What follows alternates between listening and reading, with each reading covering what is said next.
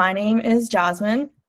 I am the head of marketing at Breakthrough, and I thought I would just give you a little bit of context about me first off, just because it is a bit relevant to what we're going to cover today, and I think it's, a bit helpful. So I've been with Breakthrough for about a year now, and I don't actually come from a marketing background. I come from an academic background. I'm originally from Canada, and I moved to the UK about 2.5 years ago to do my master's in human rights law. And while I was looking for a job, I came across Breakthrough, and the only kind of position that was open was in the marketing team. And I was, fresh out of school, and I was like, I need a job. I really like what Breakthrough is doing. So yeah, I'll do it. And so that's how I got into Breakthrough. But the reason why I'm saying this and I'm telling you this is because you don't have to be technical to understand marketing and workflows and all these AI tools. And everything that I show you today, I built just learning from scratch and just kind of figuring it out as I went. And I'm not here to say like any of this is perfect or foolproof. It doesn't have to be. It just has to work for you and your needs, and can always be improved. But just getting started really is the main thing. And so today, I'm going to walk you through some AI tools, some automations and workflows that we actually use at Breakthrough and that I use on a daily basis. And a lot of them are super simple, nothing super complicated, but it's really just a way to understand how different AI tools can talk to each other and communicate and help you with what you're doing. And so I have about 2 halves of the presentation. First off, I'm going to go kind of a bit into why it's important to have a marketing tech stack, what a marketing tech stack is, kind of like the boring stuff, but also then move on to the part which you actually probably came for, which are the demos. And I've done my best to kind of preload them, so hopefully they go as seamlessly as possible. But we shall see. I'm sure there will be something that doesn't work or doesn't work the way I want it to. Okay, so before we get started, I wanted to do a little poll and just see what everybody's biggest kind of marketing bottleneck is. And if you don't work in marketing, you can just tap in the chat type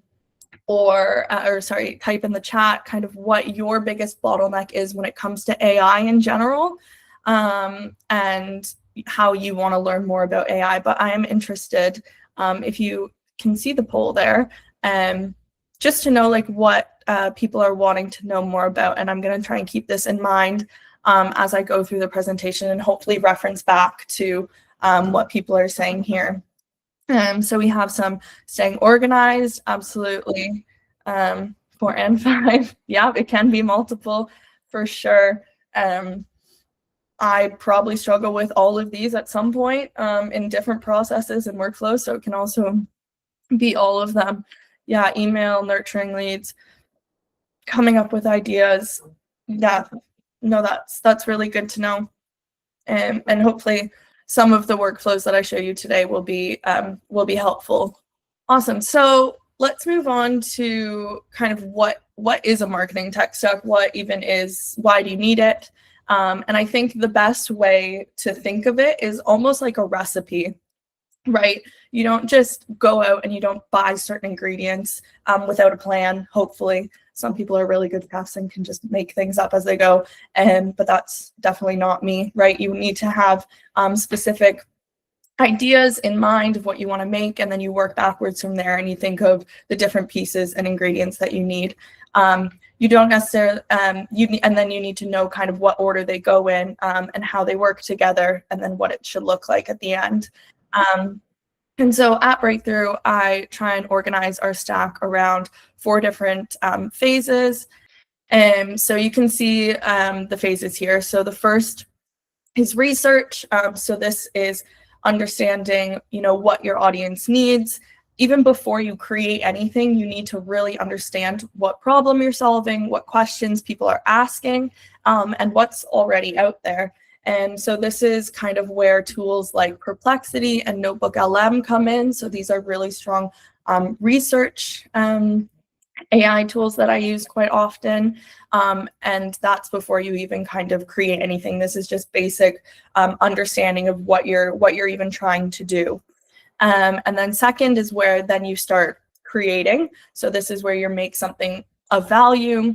You take these research insights that you've produced and you turn them either into content. So that can be a LinkedIn post, a newsletter, a webinar deck, it can be a landing page. And so tools like Claude and Notion and ChatGPT and Gemini are my favorite for this. And they're the most what I go to the most. And then next is capture. And so here is you produce something of value, and then obviously you want to bring people into your marketing funnel. So this is where you then capture them. So you get their contact details, and you need a way for people to raise their hand and say, this is really good, I want more. So this is where your forms come in, your different lead magnets, any call to actions that you have. So you can use tools like Typeform or Google Forms here to collect that data. And then the fourth is automate. So this is how you stay in touch with all of your different systems without actually doing the manual work. So once someone is in your system, you need kind of those workflows and automations that nurture them without you manually pressing send every time to remove any of that friction. So tools here that are really useful are Zapier, N8N, and then for email marketing, we use MailChimp at Breakthrough. But then we also use Kajabi for our courses, and then there's also others that people use. There's ConvertKit, I know of, Beehive. So there's a lot of different options here for people to use. And so that's kind of a broken down explanation of how we create our tech stack at Breakthrough and how I kind of segment different tools into different areas so that you can stay back to that organized point, stay organized and know what tools to use where, because that's also a really important part, is knowing what tool you need for what job, what the advantages are of different tools, and where tools can be used strongest. So why do you need a tech stack? Again, and like I said before, the problem isn't that you don't have enough tools out there. You have plenty of selection, and sometimes it's overwhelming. But the problem, I think, is these three things. Which the first is the amount of manual overload. I know a lot of people are used to doing things by hand. And doing it manually, researching, writing, emailing, it can be pretty manual and monotonous. And so you're between switching tasks constantly, it can lead to that overload and eventually lead to burnout. And then also you're not able to leverage any of your work because nothing you're doing here is compounding. Everything is done individually. Nothing is talking to each other. So that's why having these tools in place can really help you. The second problem that I see is the disconnected platforms. Like I said, nothing is talking to anything else. So if you don't have that workflow and you're switching between different apps, you run a research report in Perplexity, you might then paste it into a Notion page. That's great. And then you're having to repaste it into Claude to get the output for your LinkedIn. And then you see the laborious tasks here. So the way that I see it is every time you switch or every time there's a bit of a handoff, you're losing momentum. And so to really keep that momentum and prevent you from burning out, you want to be able to have all these things talking to each other. And then the last thing as well, that a tech stack, really a well-working tech stack, can help with is increasing your time spent on strategy. and doing work that actually is moving the needle. And because we all know that there's a lot of manual administrative tasks that you spend most of your time doing. So if you can automate these, setting daily workflows that can go through your emails, or draft emails to emails that you haven't read yet before you even wake up, like that's removing a ton of admin time and more time that you can spend actually on developing content or improving your workflows. Are there any questions so far before I move on? Hopefully everything is pretty clear. Just gonna admit more people. Awesome. Okay. So again, before we dive in, I really wanted to establish kind of a critical mindset that we have at Breakthrough and that we teach to all of our cohorts and really try and embed in our courses, and that is having agency before you automate anything. And this is really about empowering you as an individual first, and not doing anything that's going to try and replace you. So what we mean by that is that human skills really are the foundation of everything that we do and who we are. There was a study done about this time last year by the Oxford Internet Institute that found that roles that explicitly require AI skills are nearly twice as likely to also require human-centric skills. So that includes resilience, agility, analytical thinking, compared to non-AI roles. So what does that mean, actually? So they analyzed a lot of millions of job postings. And so if an employer posts a job opening that lists any kind of technical AI skill, so machine learning, natural language processing, they are actually statistically much more likely to also list soft skills, like the ones I mentioned, resilience, agility, analytical thinking, in that same job description compared to any standard non-AI job. So really what I'm saying here is that just because we're seeing this increase, we don't need to panic, because our human skills are really what will keep us relevant and competitive in the job market. Yeah, your human skills aren't nice to haves. They're really what makes you competitive, because no tool can really replicate your human judgment. And then also the mindset that AI tools are amplifiers, and they can be incredible. Like I said, when your thinking is clear, they can multiply your output infinitely. But whatever human skills you have, they enhance it. But it can work both ways. If you're incredibly organized, it will help you because you'll know what to do with the information that AI is actually giving you, and you'll know where to put it. But if you're not organized, then you won't be able to effectively use the tools and the information that it gives you. And then lastly is making systems that grow with you. So knowing that nothing is static, and knowing that the people, the individuals are not behind. We're just not being given the opportunities really to learn how to properly use these tools and build the workflows. So that's kind of what we say. Like, we don't want you to be discouraged when you see all these things coming out. And that's really why I'm running this today as well, is because it is worth investing the time into understanding these workflows. Because if you are using the tools, but you're not integrating them into the systems properly, even the best teams can get stuck in any kind of handoffs, manual handoffs, and context and task switching. And so knowing really how to use a tool is not knowing why to use it or when not to. So that's where your agency comes in. You have to be able to use these skills that you have. So going into the actual tools now that I use. So we're going to,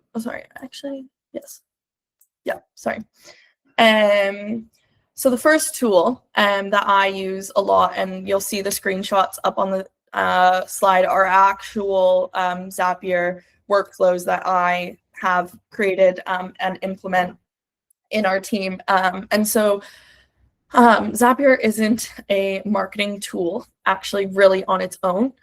It's the automation backbone that really connects everything else, connects all of your tools. So as the picture says on the screen. Like, it really is the glue to a lot of things. And you can kind of, think about it as your invisible assistant. It's working 24/7 to move information. So, people are like, oh, my AI is working for me as I'm doing this meeting or something. This can be what they mean. And really the magic of Zapier is that it eliminates the manual copy and pasting of things here and there. And so an example, the one on the left that we have, and I'm going to demonstrate this one in a bit, is so somebody will fill out a type form of ours. This one is specifically for our courses on our website, our free courses. And then when they fill this out, if they select that they would like to hear more from us in our marketing communications, because of GDPR reasons, you have to say that they have the choice, whether you can't make it mandatory that they have to receive communications from you. So if somebody selects that, then they get filtered through and they get added to our email list. So you can see how this removes any friction. Another one that we use quite a bit that saves other teams, our like operations team, a lot of time, is when we are recruiting for our boot camps. If somebody fills out a lead form, it automatically gets uploaded to a Google Sheet, a Google spreadsheet, and we then get a Slack message so that our recruitment team can contact those people as soon as possible. So that eliminates any manual updating of going through the leads themselves and manually copy and pasting their information, and it avoids any large gaps of time between when somebody fills out the form to when we contacted them. So you can kind of see there how these automations can save you tons of time and manual labor. The next is probably my personal favorite, and that's Notion. And Notion is where we have everything set up. And it's kind of like a headquarters. So it has our content calendar, it has all of our campaign trackers, different leads, it has our email trackers. The image on the screen is every single Notion page that I have. So we have it split up into 2 team spaces. So we have a marketing team space and a social media and communications team space, because that's what we're responsible for. And this is just a really easy way of having all of your information in one place. I know some people prefer the Google Drive. There's different ways that you can keep all your stuff centralized, but this is just easy for us to recall information. And also, if you then link it to other tools like Claude Cowork, it's easy for it to reference your whole Notion database. One thing I don't think I use probably enough is Notion AI. And so that's the embedded AI within Notion itself. We don't currently pay for it as a team. It can be, I think, quite expensive. It gives you like a couple free queries like a day. But my current workaround of this is using an AI agent like Claude Cowork, as it can do anything kind of that the Notion AI can. So if I want to edit a database directly, or I want to make a new database and I don't want to spend time putting in all the separate fields, or I don't know I can picture it in my head, but I don't know how to communicate that onto making it a fully functioning database, I can put that into the Notion AI or an AI agent, and it will make it directly in Notion for me. And the good part about Notion as well is that it can have other connections to other tools. And then the next are kind of your ones that are most popular that people talk about all the time. But I see them as kind of your strategic thinking partners. I don't just use one or the other. Each one has its different strengths. For example, ChatGPT, I would say, is my brainstorming partner. It has a lot of context of our projects. I have a lot of different projects held within ChatGPT that have different files and stuff uploaded. So it's usually my go-to when thinking and brainstorming. Claude is definitely my writing partner. I just find, again, personal preference, but a lot of people would agree that Claude's writing is a lot stronger and clearer and more authentic than either ChatGPT or Gemini. And then lastly is Gemini. Well, not lastly, but lastly of mine. And I would say Gemini is more so my technical partner. So what I've been using it for most recently is we had to convert some HTML text for our new courses. And so I was originally doing it in ChatGPT, but even if I told ChatGPT, I would copy over the HTML code, and I would say, try and make this like more aesthetically pleasing, adding text, color box, and drop down list. But ChatGPT, even if I said don't remove any of the text or change any of the text in any way, it would completely change like whole sections. It just didn't handle the length of the code very well. So I would have to do it in bits and pieces, and it was taking me ages. And so then I transferred to Gemini, and I was able to do the whole code all in one. It kept all of it, and I found the layout a lot better. And so this is just another point of finding what works for you and understanding the strengths of each system the best. And then next is anything to do with research, really. So I don't honestly find myself going to Google as much anymore. I like to use tools like Perplexity because it does a really good job at cutting through kind of like that SEO optimized content.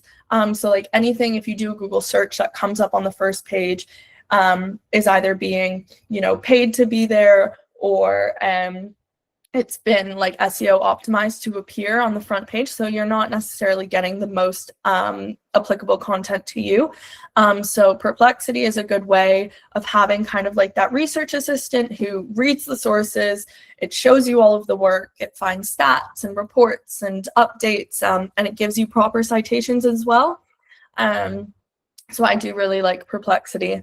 And then NotebookLM is another really good way of extracting insights from sources. So for example, the image that I have there on the screen, I put in, and I can show you, I'll show you after I describe it, but so you can upload a report. You can ask it questions about the report. You can get different insights about the report. It summarizes it for you. And it can even generate different like audio. And then, it's really good at explaining complex material. And then the nice part about it too is that you can combine multiple sources. So it's almost like doing a review of a whole section. Sorry, I'm just seeing this comment. Yeah, absolutely, Irene. You're going to get a follow-up of all the slides and a recording of the webinar as well. Fantastic. So let me show you quickly what I mean by this single. Okay. So here, just as an example, I used the Future of Jobs report from 2025, so it is a bit outdated, but it's just an example, from the World Economic Forum. So I downloaded this as a PDF. And then what I did, so you can see I had it here as a PDF, downloaded it. I went to NotebookLM, and then I uploaded the PDF here. And then you can see it summarizes it for you. It gives you, and then I asked it a question: which job roles and skills are expected to grow the fastest in the next 5 years? So I did that, and it comes up with these points. And then what I did is I asked it to give me, so you can see here in the corner, there's audio overview, video overview. You can ask it for a mind map. So I asked it for an infographic, and that is the infographic that you see there on the slide from before. Obviously with this, you need to be careful what you're doing with this, because it can have spelling mistakes, or it can, you don't want it to be, just take it lightly. But what was interesting is I was scrolling on LinkedIn this morning, and I saw somebody who is like a very big voice in the AI space. And she posted a NotebookLM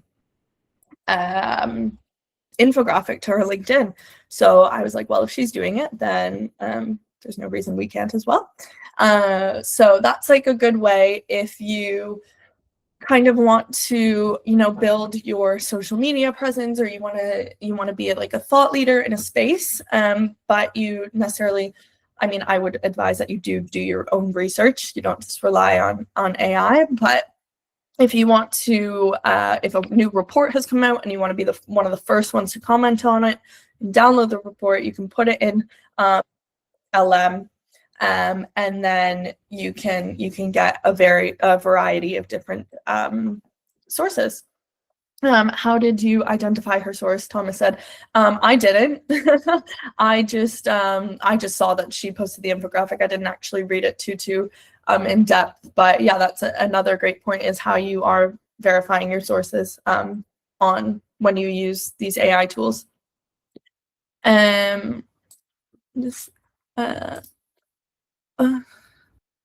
Sorry, I meant the AI tool. Sorry, Thomas, I don't think I know what you mean. Oh, AI identify her source, is that what you meant? Yes, sorry. You very quickly said, well, I saw she posted on LinkedIn and used exactly the same tool. So I was just curious how you were able to identify. I'm thinking in reverse. I just don't want to get caught out when I do something like that on LinkedIn. I'd like to think it's got an air of human as opposed to totally automated. Yeah, absolutely. It is at the bottom. Yeah, it is at the bottom, in the bottom right corner. So you probably can't see it on that, which is super fair. But on the bottom right corner, it does say NotebookLM. Thank you for whoever commented. I didn't catch it quick enough on my screen, but thank you, guys. No worries. Super fair question. Lisa also said that LM is also great for reproducing your own original content in other forms, and that is super true. So you can put in a blog post, and you can ask it, you can upload like a PDF of different blog posts that you have, or long form content, and you can ask it to reproduce it into like a different kind of report or an infographic, or ask it for LinkedIn posts. Yeah, so that is also a really great way to use it. Awesome. Okay, so let us actually now go through a whole entire kind of workflow and build it. And again, like I said, I have tried to load it up seamlessly, but please do give me a little bit of time switching between things. But what I'm gonna show you now is kind of from the initial stages of research. So using ChatGPT Atlas, researching different pain points that are in an industry, using that to kind of reverse engineer a lead magnet that's highly relevant to answering questions that people are actually asking. And then going to NotebookLM to either create that lead magnet, or it doesn't have to be NotebookLM. I'm just using that as an example. And then creating that, and then what you do with that is kind of either up to you. You would then maybe post that on your LinkedIn, or you send it in an email or something. And then in order for people to actually access that lead magnet, you attach a link to either, it can be a type form, a Google form, a web page or something, that then they would put in their name and their email, and then you include like the would you like to hear more marketing communication. From there, you use Zapier, and we use MailChimp to then automate that and subscribe them to like an email sequence. So I'm gonna go through this step by step. Again, if anybody has any questions while we go, don't hesitate to let me know. I'm going to be switching. So I've given you, again, because I'm going to send out the slides, I've given you in-depth steps on each slide, but I'm going to go through it kind of on the other screen. So if you want to go back through and kind of do this yourself, I have given you kind of the step-by-step process as well. So I'm just going to switch my screen. So what we're going to start with is actually using Atlas. So for anybody that's not familiar with ChatGPT's Atlas browser, this is an AI browser that has access. I've given it access to be able to work independently and execute tasks that I ask it to do. So I have already kind of preloaded a prompt. So the prompt that I did, and what I actually did to get this prompt, sorry, I'm just scrolling.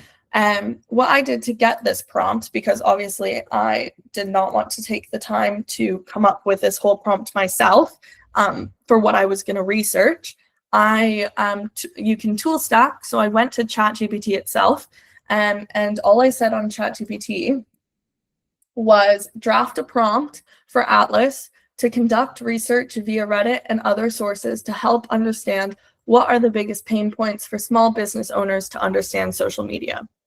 So I just said that, and it gave me this research prompt that you can directly paste it into Atlas. So it gives you, the core objective.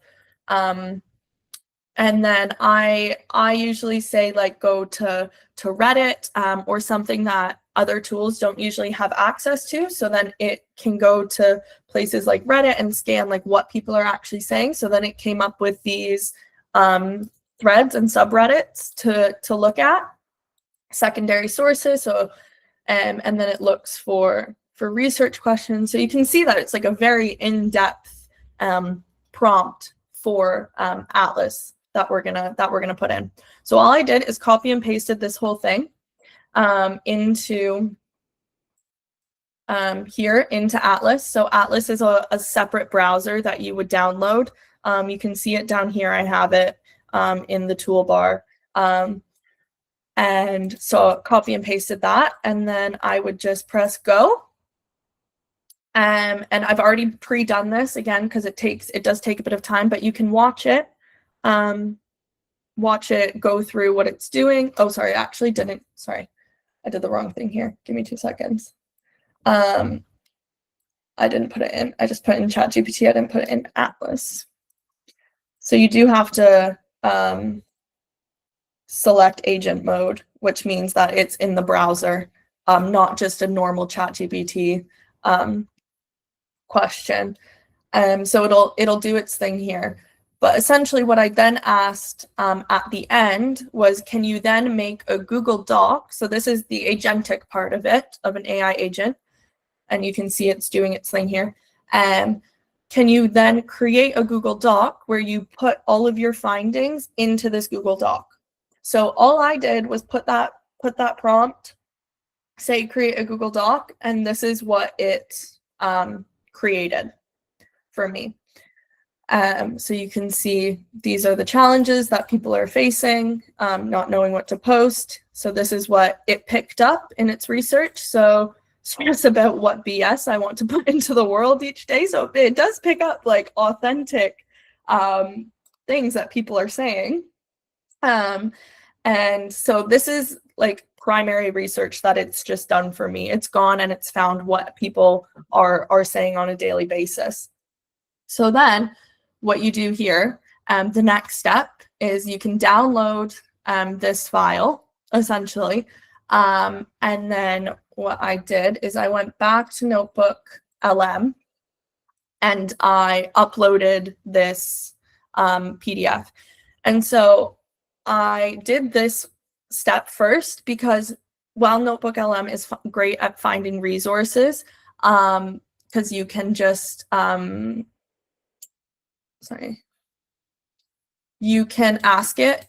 So I said research social media content ideas for small business owners, find frameworks, best practices, and templates. So you can ask it to find those sources directly for you in NotebookLM, but it's not going to go to places like Reddit and Quora and even LinkedIn perhaps and find what people are actually saying. So that's why you kind of want to stack both of these things because then you can import these sources that it finds as well as that like primary research that we just did. And then it gives you a synthesis on all of these sources, including your primary research.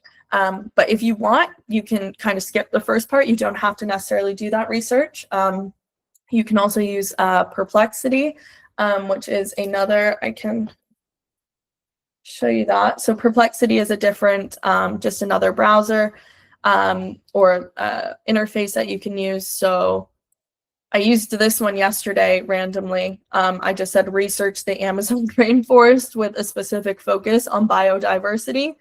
So I also did the same thing. I went to ChatGPT and I said, come up with a prompt for Perplexity research, because on the free version of Perplexity, you only have 3 prompts that you can ask it. So you want to make sure that what you are asking it is very clear. Does Atlas available on the free version? It should be, yeah, I do believe so. If not, then it is available on the basic paid version of ChatGPT. So that's another way that you can do your research as well, is through Perplexity. But going back to the NotebookLM and generating that lead magnet. So then, for example, I could either create a report, another infographic, but you want to make sure that the lead magnet that you're creating is of value. So you might not actually necessarily create the physical lead magnet on here, but it will give you ideas, really strong ideas for how to create that lead magnet and the kind of content that you would want in a lead magnet. So then if you'd rather go and build a web page that has this information, or it depends kind of on how you want to present that lead magnet and capture people's attention. But this is a really good way to pick out what you want to show. Robert said in NotebookLM, is there a way to weight a specific, yeah, found on the sources. I would say that you would just then select a specific resource for it. So if you don't want to include all of them, or you only want a summary on one, then I would just select one, and it should only then refer back to that one source at that time. And then you can add more gradually if you wanted.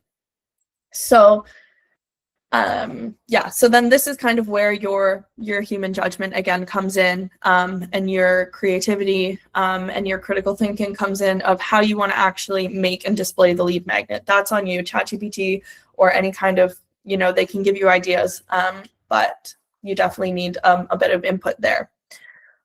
So you create it however you want, and then you're now like, okay, I've made a LinkedIn post, for example, saying, I found these 5 ways are the best ways to combat small business owners' troubles with social media.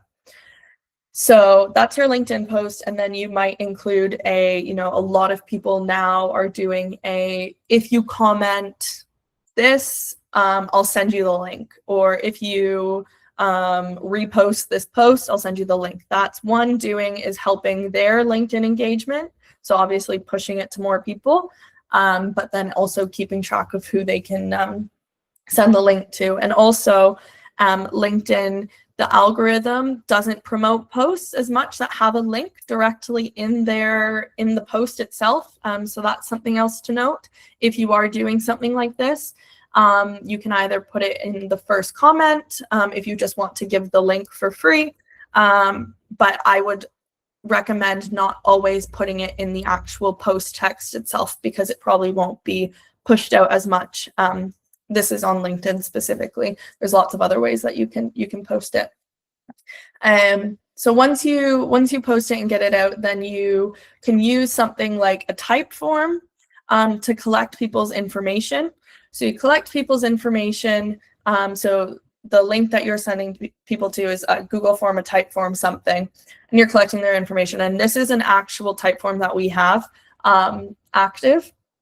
So it kind of asks a couple questions, but this is for a different course. It's just to show you. But what I do want to show you is this last question here. which is the optional marketing communications one. And so if they check this box, I would love to hear more about breakthrough courses, opportunities, ways to learn more. If they check this box, then they will get subscribed to a email marketing sequence, like a welcome sequence, which keeps them as a warm lead and nurtures them as a customer. And so what the best way is to do this that I've found is the Zapier that I had up earlier on the screen. And for those who are familiar with Zapier or not, it can be a bit of a learning curve, but once you work with it and play around with it, it can be quite it can be really helpful. Other tools that people like are also N8N. There's Make, but I'm just familiar with Zapier. I know people again have their preferences, but yeah. So again, when people click that they would like to know more here, I've set up an automation in Zapier, which is actually this type form is this type form here. And so there's a new entry, and then what happens is you can set up a filter. So there's different, I'll edit this, hopefully I don't make too many big changes. So you select the type form. It's this survey of the form that I want it to be. And then I only want people who have selected yes and checked yes onto the marketing communications. So you can see here that you, again, you have to kind of get familiar with the interface of what you're selecting, but essentially the Boolean is like a checkbox. So if that checkbox is true, so if it's clicked, which is the hear more, then this filter will then send people and automatically subscribe them to a MailChimp list that we have. And so they then get added, so they get their email, and they get also added a tag.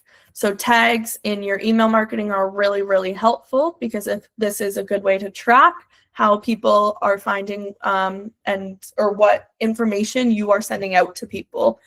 So for example, these people that have subscribed to this specific tag, we know are interested in our courses. So if we launch a new course, if we're promoting a new course, we know that we want to include this tag of people in the segment that we are sending these emails to. So that means that people aren't getting too many emails that don't matter to them, and you're making sure that you're reaching customers where they are. So after you've done this, then you would go to your email platform wherever you are.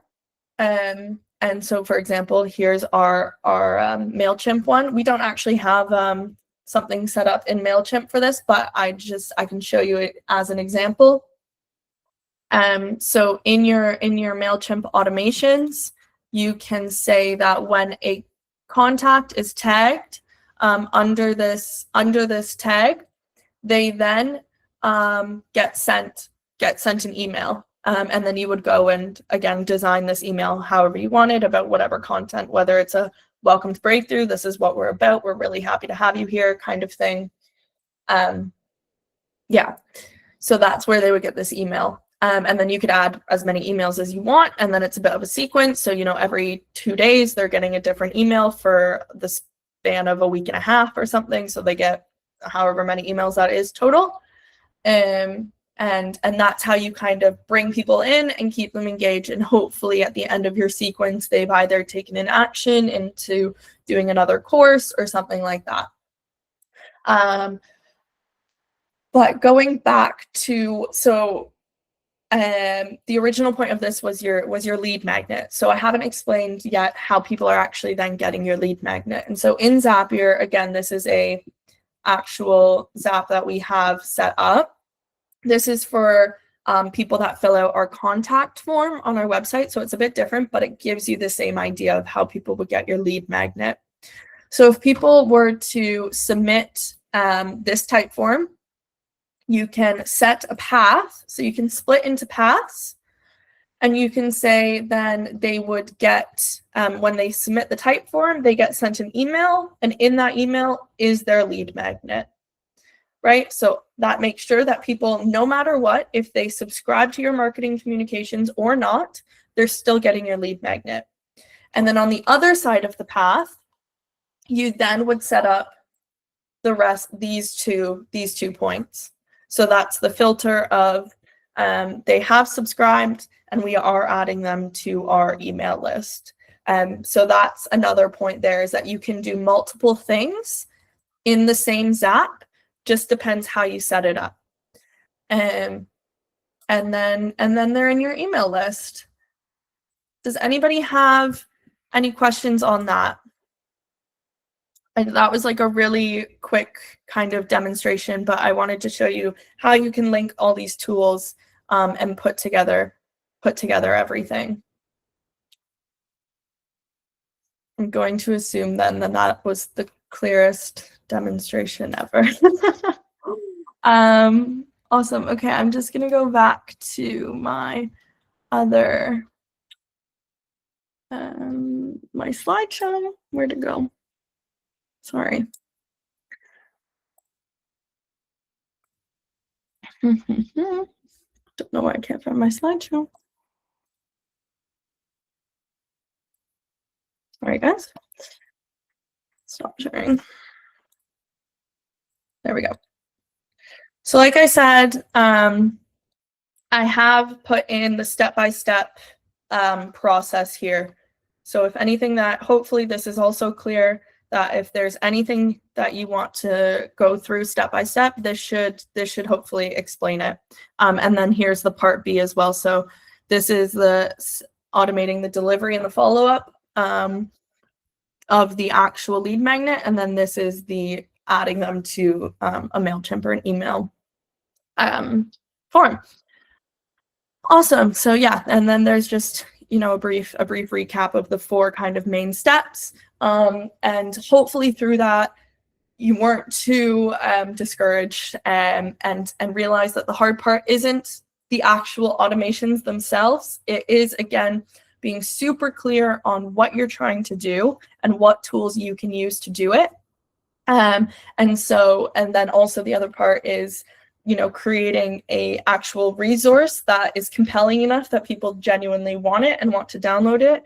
And then the after part as well, which is then you writing those follow-up emails, which of course you can use AI to help you do, but knowing that in the first place, if that's where you want to go with it, and making sure that those emails are then also building trust and continuing to deliver that consistent value.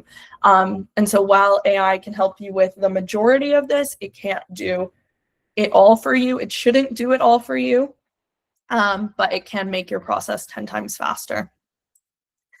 Yeah, so I hope kind of as we've walked through this entire stack, all the tools, the workflows, that it's brought things to life, and it makes sense, and you see how these things can actually work together in practice. And I want you to take away from this that you don't need more tools, truly. You just need what you have already and understanding how you connect it, and then you can bring in more tools. So before you add more subscriptions just because you think this tool is going to fix something for you, look more into the tools that you have, understand if they can already fix the issue that you're having, and are you getting the most out of the tools that you have right now? And then also that AI won't replace your skills.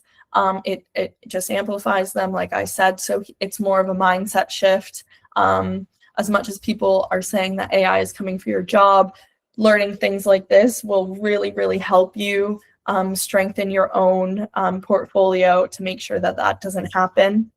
As long as you keep bringing as an individual clarity and judgment, and your own personal taste and personality and to the table, then AI can't beat you at that.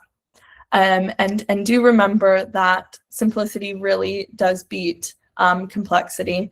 And the best systems aren't complicated. They really are just connected. I'm not saying our system is fantastic by any means, but it works for us. Are there ways that I could make it better? Absolutely.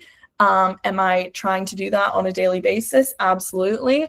But don't think that something has to be perfect in order to start. A lot of this has been, iterated over time. A lot of it has broke over time. You have to go in and, that's just how you learn and you do it. So yeah, that's what I would say about that. I do have, so there is another tool here that I'm going to share the link to. I'm not sure if people here are familiar with Ivy, but they are a fantastic company based in London. And they do really, really good resources. And they have a job platform that you can sign up to if you're looking for jobs as well. And they have this tech stack evaluator, which is free. Again, it's kind of like a lead magnet that I've just shown you. They've created in the form of a web page. And so if you go through to the link, you can see that you can put in the tools that you use right now, and you can put in the industry that you're in, and it will kind of like evaluate your stack. It'll give you examples of other tools that you can use as well. But again, I would say this is just like kind of good sense check, and maybe introduce you to some new tools that you haven't heard of before. But again, don't feel like you are obligated to implement all the tools that it just suggests. It's just a neat way to check out what else is out there. And yeah, I will just say kind of quickly again, like I've hopefully made pretty clear throughout this, the skills that really do matter this year and beyond are your human skills. And I don't want you to think that AI is gonna solve all of your problems, but knowing how to use these will help you immensely. And last but not least, before I open up to questions, BreakthroughAI. So that is for those of you that are familiar with Breakthrough Social Enterprise and have gone through our courses or know about the work that we do. BreakthroughAI is our new platform. So we've opened up more courses and more learning opportunities for people. And I've just put a few there on the screen. So we have an AI literate to AI fluent 2-week email course. So you just put your information, your name, your email, and then you get 2 weeks of, again, almost like you can think of it as a lead gen, but it's an actual course that you're getting. And it's 2 weeks. And there's also a self-paced course that we have called Breaking into the Digital Economy, which I think some people here might be interested in. And it's really a really great breakdown, an introduction into the digital economy, how it works. And it goes into way more than marketing, but if you're thinking of setting up your own business or anything, it provides, I consider it almost like a mini business school course in one. And then if you prefer kind of like cohort live learning, we also have a session with our CEO, Sobanon, and he is running this at the end of March, it is.